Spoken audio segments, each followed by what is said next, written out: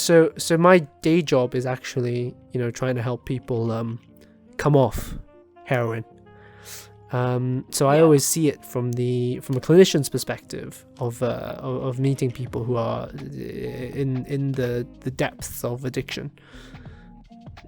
Yeah. So that's why I'm fascinated from your perspective as a son, how you, what was your experience like with a father that was addicted?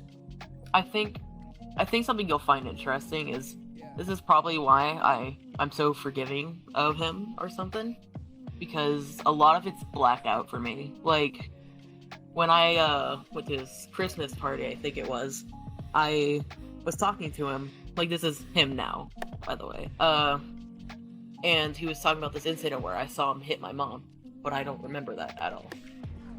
When I was like 11, which is when you start, like, you remember those things very vividly sometimes, but I blacked it out. I guess that comes back to the perspective thing. If in your reality he hasn't done that action, or at least you haven't been present for it, are you okay with that idealized situation? A little bit, because if I was gonna sit there and be stuck on who he was, it would be a lot harder for me to prosper now. Like, now I have this PC where I can stream and stuff, so I can do what I want with myself.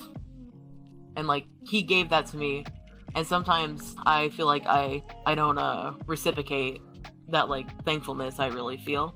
So he got you the computer? Or it's a laptop.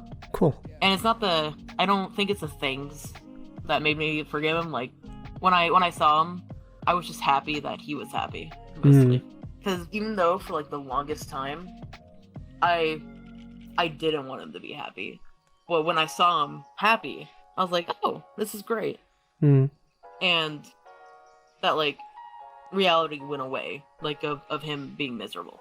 How are you feeling on a normal, like, day-to-day basis? Like, not right now, but just if you had to average out your mood over the past week or so. The past week, I'm like, oh, that's actually, that's immediately intense a little bit, because I learned my mom was a bit like this is political, I hope you don't want it there, is a, like, Trump supporter, and she convinced me, like, that we're gonna have, like, a 10-day thing with no cable, no internet and stuff.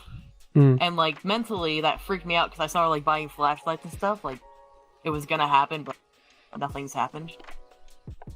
So a little bit nervous, kind of excited because I started streaming and stuff. That must be really confusing.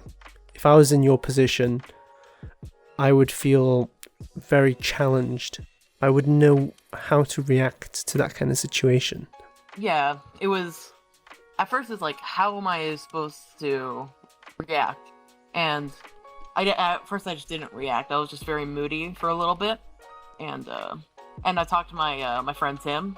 He apparently I didn't know what this, like, political stuff was all about. So, like, I talked to him, and he gave me a bunch of insight on it, and it made me feel a lot better about the situation. What did he say that made you feel better? Mainly, it's just, like, the information, because now I know.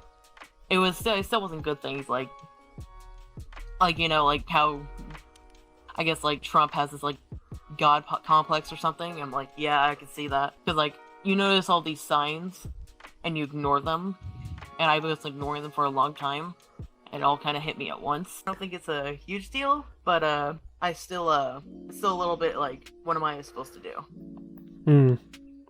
Do you wish you could change something about your mother? No.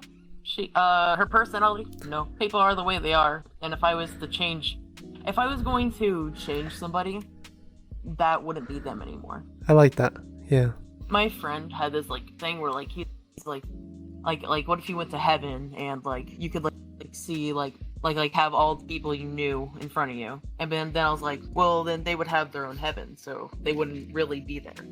And to me that matters a lot, because at that point I feel like it would just be your mind's versions of them and not really them. An idealized version that's not true. Yeah, essentially, yeah. I guess I want to ask you a philosophical question, in the sense that Go ahead. would that not be enough? What makes you uncomfortable with that? Well, maybe because like the way I see them isn't the way they want me to see them as a person. Right. Like the situation with my dad, like how I used to demonize him in my head, and then I realized that person never existed in the first place, and that he's actually a person just like me and you. It's hard to come to that realization. That's really challenging too, I think. It's a part of growing up. Do you have that? And I feel like because of it. Yeah? Do I have what? Sorry. Do you have that constantly? Or does it come and go? Oh, well, I never really knew who my dad was, and I always kind of like felt some sort of empathy because that's just kind of like who I am. So when I saw him for the first time and stuff, all of it went away.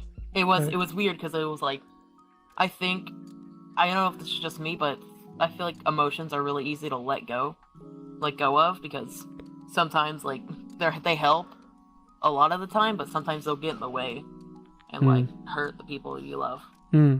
Was he not part of your childhood? He was for the most part. It was just like this period from like when I was 9 to like I guess 15, 16, which is like right now I'm 16, and that's kind of like where we are. So most part, yes, he was, but he was kind of like, he used to take like drugs and shit. He told me recently that it was like these pain pills or something that would make him act out. But because of that, I always had like an immediate like fear of him, because my brain was always telling me he wasn't acting normal, and I still get a little bit of that when I like talk to him sometimes. So that demonized version of him is still there somewhere, but it's never been as prevalent as it was in the beginning. Right. He was a victim of the heroin epidemic, or an opiate addict. Yeah, that's what it sounds like. How? I think my mom said it was cocaine, but I don't know who to believe, really, or if she even knew in the first place. So I'm just gonna be like, it's in the past. Doesn't matter too much anymore. I'm really interested in how you expected him to behave and how he fell short of that. I expect him to be a lot louder, like to yell a ton, and like to be a lot less excited than he was. Because like in my childhood, I thought he was a very stern and angry person. But when I first met him, I was like, well, not first met him, but you know, like when I met him again, it was like my brain like was like, why is he kind of like Santa Claus? Because he was like really happy to see me, and he was very jolly about it. So I was like, oh, he's like a little bit like Santa Claus. and that was like 6 months ago. So like, I don't know why that was the conclusion I immediately made up to. Is he clean now? Yeah, for the most part. A lot of people around me do weed, which I'm fine with. I don't do it. I don't touch like any more drugs or anything. And but he's recovered. And yeah, basically fully recovered. Yeah. Interesting. That's what it seems like. I guess I just. I feel like everyone kind of deserves their own kind of happiness. If you could give any advice to your younger self when you were in the midst of all that, you know, frustration and anger, what would you say? Chill out, talk to people more, and stop trying to be a person you're not, and stop demonizing the people you don't like in your head, because they could be a better person than you are right now. Nice.